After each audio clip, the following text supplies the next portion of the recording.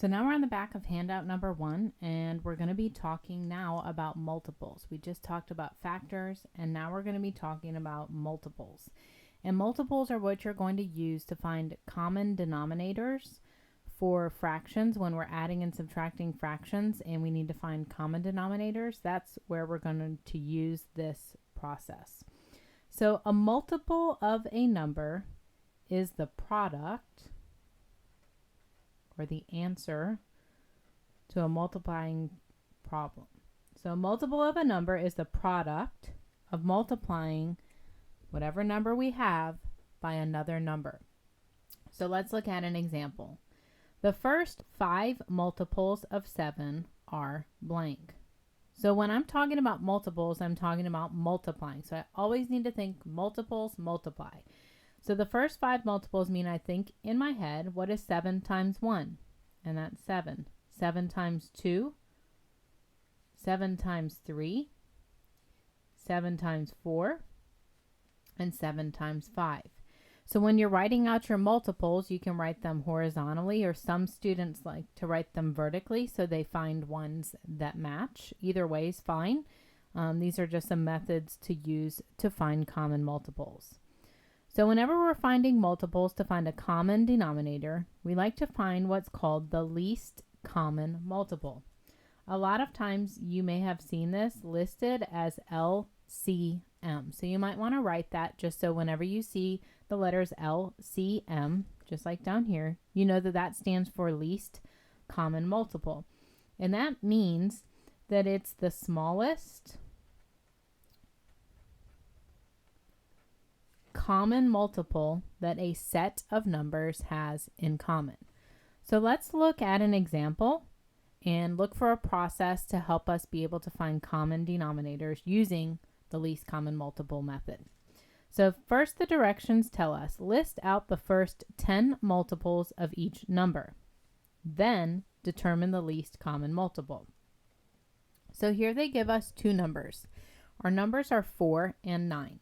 So what I like to do is just like they did and list the numbers that they give us in the set that we're finding multiples of. Usually, not always, but usually you can find a common multiple within the first 10 multiples of a number set. So if I think about my multiples of 4, I know 4 times 1 is 4, 4 times 2 is 8, 4 times 3, 4 times 4, 4 times 5, 4 times 6, 4 times 7, 4 times 8, 4 times 9, and 4 times 10. Now I'm going to write out my multiples of 9. 9 times 1, 9 times 2, 9 times 3, 9 times 4. And they would have you continue to list them out, but what I tell my students is once you've found a number that they both have in common, you can stop writing out the multiples of the second number because then it just becomes extra work.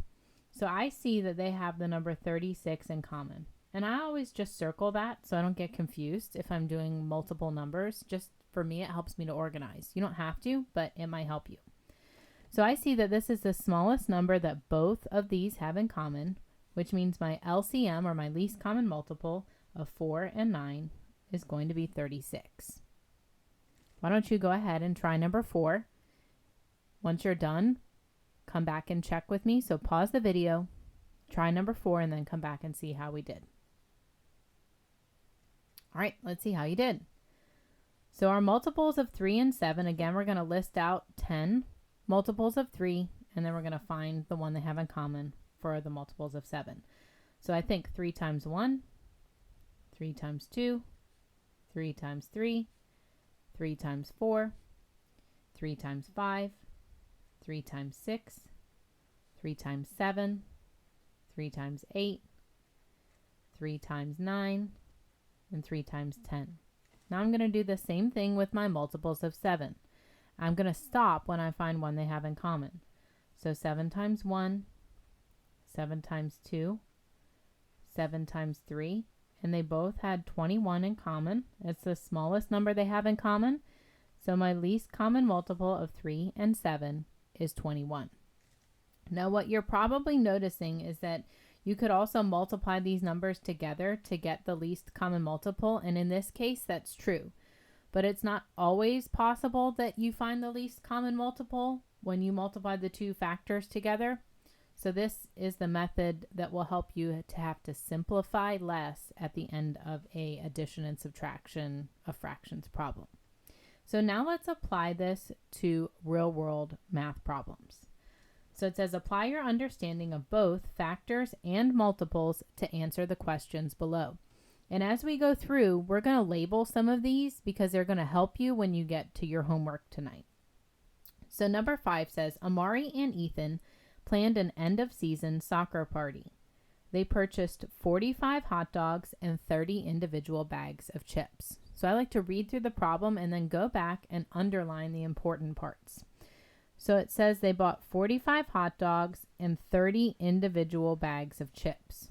Those are two key pieces of information that we're going to use to help us answer the two questions they asked down below.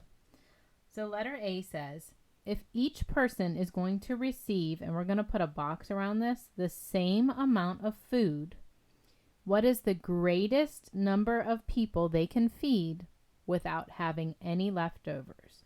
So greatest number tells me that what I'm going to be looking for is the greatest common factor. I'm looking for the same amount of groups. So the word the same means I'm going to have the same exact amount. That's in our greatest common factor. We're finding the factors that are the same. So that means I'm going to take my two numbers, 45 and 30, and I need to figure out their greatest common factor. So we're going to go back to our process and use either the factor tree or the ladder method to help us do that. So I know that factors of 45 are 9 times 5. I know 5 is a prime number, but 9's not. So to get 9, I multiply 3 times 3. I know 3 is a prime number, so I can stop. Now I'm going to do my factors of 30. So for this example, I'm going to use 3 times 10. 3 is a prime number, so I can stop, but 10 is not. I'm going to multiply 5 times 2 to give me 10. And now those are both prime numbers, so I can stop. To find my greatest common factor, you'll remember we have to look at both factor trees to see what do they have in common. So if I see 3 on the left and I see 3 on the right, I'm going to circle those and I'm going to write that number to the side. I have a 3 in 45, but I don't have another one in 30. I have a 5 in 45 as a factor, and I have a 5 in 30 as a factor. So I'm going to circle those, and I'm going to write that next to it. The 30 has a factor of 2, but 45 doesn't, so those are not in common. So the common factors of 45 and 30 were 3 and 5. I multiply those together to get 15, which means my greatest common factor is 15. And in the context of this problem, I can't put GCF 15 because it didn't say greatest common factor. The question said, how many people can they feed? So in the context of this problem, I'm going to say they can feed 15 people without any leftovers.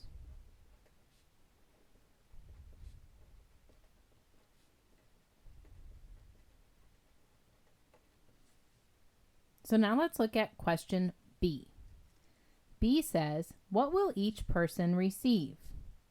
So they're asking, how many hot dogs will each person get and how many chips? What's everybody going to get to make it equal? And in order to figure that out, I go back to my factor tree or to my ladder method, and I look at the numbers that they didn't have in common. Now the number up above, the 45, we know that that was hot dogs. So I'm going to put HD for hot dog. And 30 was chips. So I'm going to put a C there. So when I look underneath the hot dogs, I see that there's 3 left over. So that means each person will get 3 hot dogs. And if I look under chips, it's going to tell me how many they get. Each person's going to get 2 chips. So these leftover factors help us figure out how many of everything each person in these equal groups will receive. So now let's look at number 6, because here they're going to give us a more complex problem where we're going to have 3 factors that we have to look at. First, we read the problem and then we'll go back and underline the important information. Number 6 says, the Vasquez family visits their grandmother every 3 weeks and hosts a neighborhood party every 8 weeks. Every 16th week, the Vasquez family takes a day to go hiking. So let's underline the 3 pieces of information they give us. It says they visit their grandmother every 3 weeks. They host a neighborhood party every 8 weeks. And then every 16th week, they take a day and they go hiking. So that means they get out their calendar, just like it shows down here, and they write down the days that these events are going to happen. So let's look at A.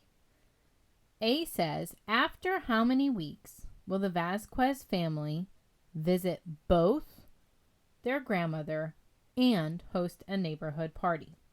So we see after how many weeks, and we're looking for 2 things. They're going to visit their grandmother, and on the same day, they're going to host a neighborhood party during these weeks. So anytime we're looking at repetition of the same numbers and we're looking for multiples that they will have in common, we know that on this question, we're looking for the least common multiple. So I would write LCM next to it because, again, on your homework, it's going to ask you some word problems and you're going to have to use these same steps and similar examples. So when I look at visit their grandmother, it says this happens every 3 weeks. So I'm going to write a 3 here because I'm going to be looking at multiples of 3. And then it says host a neighborhood party. So it says they host a party every 8 weeks. So in the context of this problem, when I'm looking to see after how many weeks this will happen, I'm looking for the least common multiple. So I'm going to start by writing out my multiples of 3. 3, 6, 9, 3 times 4 is 12, 15, 18, 21, 24, 27, and 30. I always start out by writing my top factor out to 10. Now let's look at the multiples of 8. So I have 8 times 1, 8 times 2, 8 times 3. And if I look here, I see that they both have this number in common, 24. So I don't need to go any further. So I know that in the context of this problem, it's asking me after how many weeks. I can't write LCM 24. I need to say that after 24 weeks,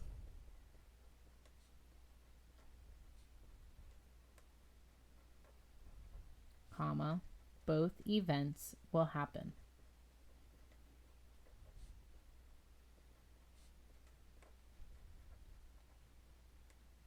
We always want to get in the habit of answering word problems in complete sentences. So let's look at letter B. Letter B says, after how many weeks will all 3 events occur? So now we're going to look at the multiples of 3, 8, and then we need to look. The last event where they go hiking happens on the 16th week. So we need to write out multiples of all 3 numbers until we find one they have in common. Now 16 is a pretty big number. So in order to solve this one, I'm probably going to have to write out some of my multiplication down here at the bottom of my page. So let's start by writing out our multiples of 3 to the 10th place, just like we did above. But we always want to show our work even in the event that we've already done some of the same thing above, because the answer to this problem is probably going to be different than the other one that we have had. So I wrote down my multiples of 3 to the 10th place, and now I'm going to want to do the same thing for my multiples of 8. I'm going to want to write it out further because 16 is a big number. So even though they both have 16 in common, between 8 and 16, 16 isn't a common multiple of 3. So I'm going to keep going. So 8 times 4 is 32. 8 times 5 is 40. 8 times 6 is 48. 8 times 7 is 56. 8 times 8 is 64. 8 times 9 is 72. And 8 times 10 is 80. Now I want to write out my multiples of 16 and see if I can find a number that 16 and 8 both have in common, and I may have to extend out my 3 multiples a little bit further. So 16 times 1 is 6. And then I probably want to start writing out my math facts down below just to make sure I'm doing my math right. So 16 times 2 is 32. 16 times 3. 6 times 3 is 18. I'm going to regroup my 1, and 3 times 1 is 3, plus 1 is 4. So if I look above at the 8, I see that that also has a multiple of 48. So if I write out my 3's a little bit further, we can see whether or not 48 is something that they have in common. So I know 3 times 11 is 33. 3 times 12 is 36. 3 times 13, so 36, 37, 38, and 39. Now let's add 3 more. So 39, 40, 41, 42. 42 plus 3 is 45, and 45 plus 3 is 48. So here we see that they all have 48 in common. So because our numbers are so different, that's sometimes the reason why you can have to write your multiples of one factor out further. So in order to answer the question of after how many weeks will all 3 events occur, we need to say after 48 weeks, all 3 events will occur.